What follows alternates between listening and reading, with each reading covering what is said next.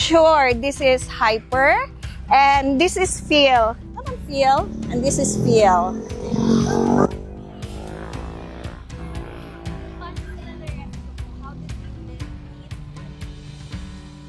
Hyper. Okay. Name siya sa isang hypermart store sa Mandawi. Now, may nag-report na merong dog sa creek. Now, for Phil naman, kaya Phil, dahil nakuha siya sa Banawa Forest Hill. Wa man kami ga-expect na manalo makuha sila as Dr. Dog.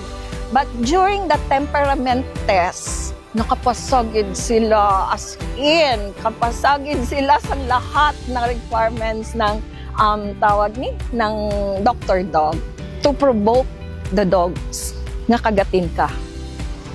Dapat dili maglabas yung ngipin nila.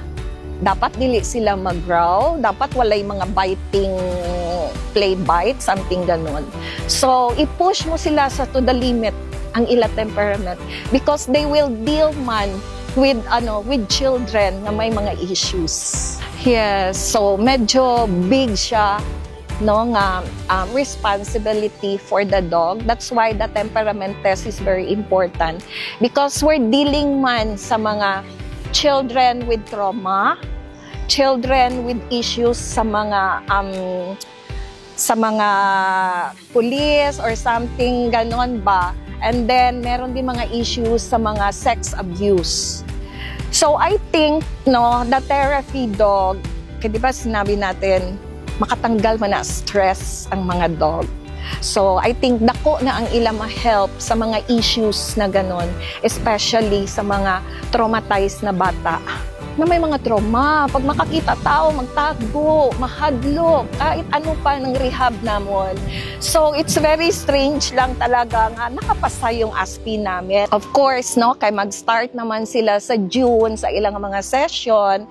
So, number 1 is dapat updated gid kami sa amon nga mga vaccine for them. Updated naman yan.